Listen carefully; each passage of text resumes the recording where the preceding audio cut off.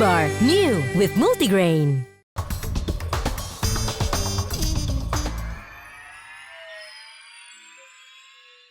Dipersembahkan oleh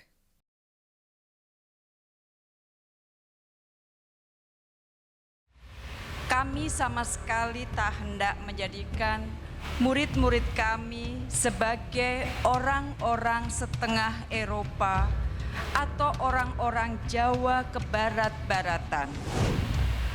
Orang dapat merampas banyak hal dari kami. Jangan ambil pena saya.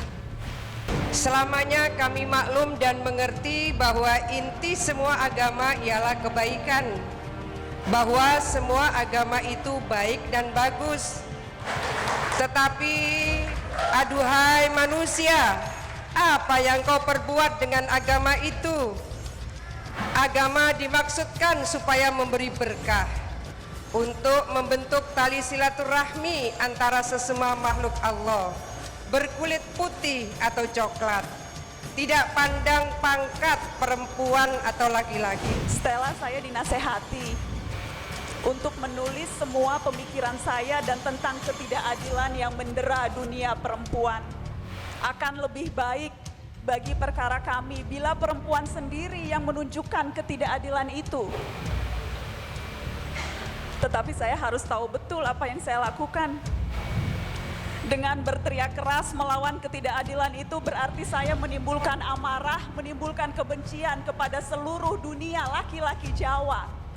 Terimalah salam saya, Ibu. Boleh jadi ini surat saya yang terakhir kepada Ibu.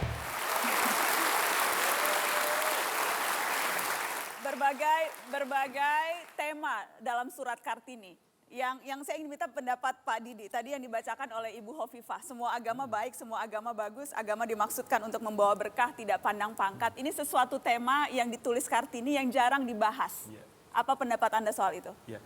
Kartini itu salah satu keunggulannya ya, dia ingin memahami pihak lain yang tidak seperti dia. Maka di dalam surat-suratnya dia antara lain juga meng-highlight mengenai etnis Tionghoa, etnis Arab pun dia juga menyinggung. Ketika waktu itu kedua jenis etnis ini banyak dibenci, baik oleh pemerintah kolonial maupun oleh golongan mayoritas, golongan pribumi.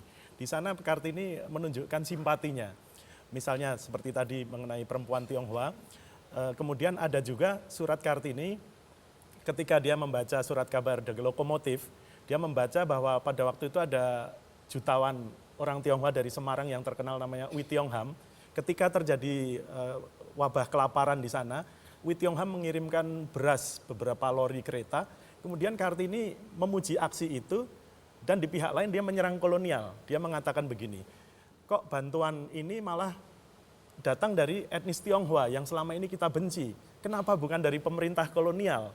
Jadi dari sini pun nampak bahwa Kartini yang selama ini mungkin dari mereka yang kurang suka dianggap Kartini ini selalu mengagung-agungkan kolonial itu tidak benar. Dan di pihak lain seperti etnis Arab, Kartini adalah antropolog pertama Indonesia bisa dibilang begitu. Karena dia sebagai perempuan pada tahun 1899 sudah mampu menerbitkan satu tulisan di jurnal yang bergengsi di Belanda yaitu Bijdragen.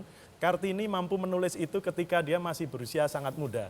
Karena usianya belum memenuhi syarat, artikel itu tidak dimuat atas nama dirinya, tapi atas nama bapaknya. Nah di situ Kartini menggambarkan perkawinan orang Arab di Jepara dengan sangat detil. Kemudian Kartini menanyakan kepada ibunya, ibu angkatnya, Ibu Abendanon, kalau saya memang masih mempunyai darah Arab, apakah ibu masih mencintai saya? Orang Arab pun itu juga bisa berbuat baik, dalam diri mereka ada hal-hal yang baik. Jadi pesannya adalah Kartini berusaha memahami ya, golongan-golongan lian kalau istilahnya sekarang di luar dirinya. Itu yang mungkin saat sekarang kita perlu belajar banyak dari pesan Kartini ini untuk saling memahami. Karena itu yang disayangkan masih kerap muncul sampai sekarang, isu-isu keberagaman, sesuatu yang bahkan sudah ditulis Kartini sejak bangsa ini belum ada begitu, sejak Indonesia belum ada. Betul. Baik, saya mau ke Ibu Sap. Ini banyak orang yang masih gelo Ibu bahasa Jawanya, kecewa. Kartini yang punya cita-cita setinggi langit tapi pada akhirnya tidak ke Belanda. Kartini yang sangat menentang poligami, tetapi ketika dilamar dengan pria yang sudah punya 3 selir, akhirnya mau menurut. Jadi Kartini cita-citanya tinggi, tetapi apakah lemah hati Kartini kita? Aku tidak melihatnya sebagai kelemahan. Aku melihatnya justru sebagai kematangan pribadinya. Ya. Jadi bahwa dia menderita karena keputusan yang diambil oleh ayahnya, itu ya. Kan ada tulisan dari dia bilang begini kalau dalam bahasa Inggrisnya, I am defeated, saya merasa kalah. Ya. Tetapi dia di dalam penderitaan itu juga berpikir, aku tidak mau menambah penderitaan seorang yang saya cintai adalah ayahnya. Jadi dia mengambil keputusan itu justru karena dia berpikir orang lain pun juga memerlukan pengertian dia. Ya. Dan ini adalah sesuatu yang menurut saya menunjukkan kematangan Kartini. Ya. Dia memang bilang kita kalah, ya. Tetapi waktu dia waktu di lain-lain suratnya dia mengatakan bahwa saya menderita karena kekalahan ini.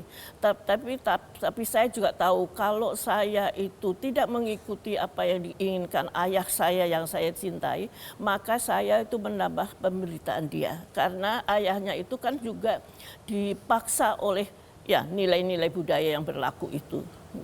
Jadi itu wujud dari kecintaan Kartini. Baik. Terima kasih Ibu Sar sudah hadir. Pak Didi terima kasih sudah hadir di Mata Najwa. 27 Oktober 1902. Untuk Nyonya RM Abendanon, Mandri. Kami sedang mencatat semua yang kami dengar. Hal-hal yang indah dari mulut rakyat. Kata sanjak tidak ada dalam bahasa kami. Kami menyebutnya bahasa bunga. Tidakkah tepat disebut demikian? Sekarang kami juga sedang mempelajari nyanyian.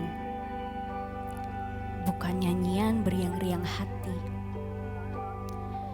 Pernahkah kamu mendengar bangsa kami bernyanyi riang gembira? Gamelan tidak pernah riang gembira. Bahkan pada pesta yang seriang-riangnya masih terdengar rasa sayu dalam nyanyian itu. Boleh jadi karena riangnya pesta itu jualah. Rasa sayu hidup itu bukan sebuah nyanyian keriangan hati. Halaman-halaman sebelumnya saya tulis sambil mendengarkan nyanyian sendu. Malam hari, jendela dan pintu terbuka. Bunga cempaka yang sedang berkembang di muka kamar kami mengirim napasnya yang harum sebagai salam kepada kami. Bersama angin sepoi-sepoi yang mendesau-desau melintasi daun.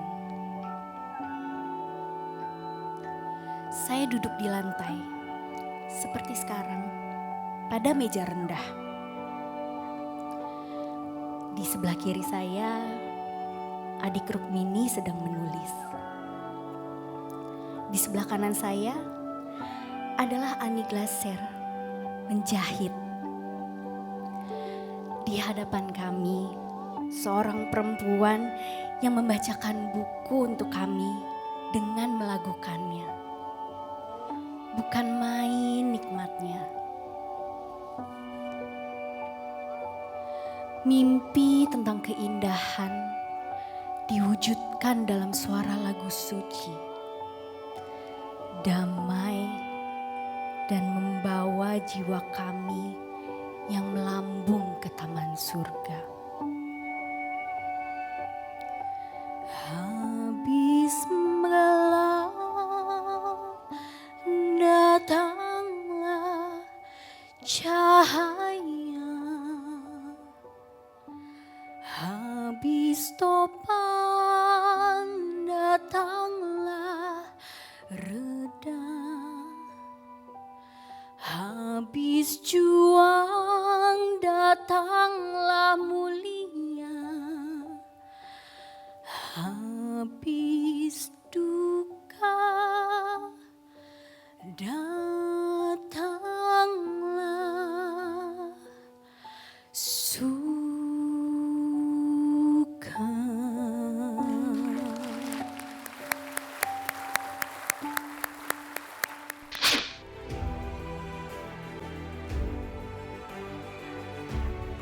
Tubuh boleh terpasung, tapi jiwa dan pikiran harus terbang sebebas-bebasnya.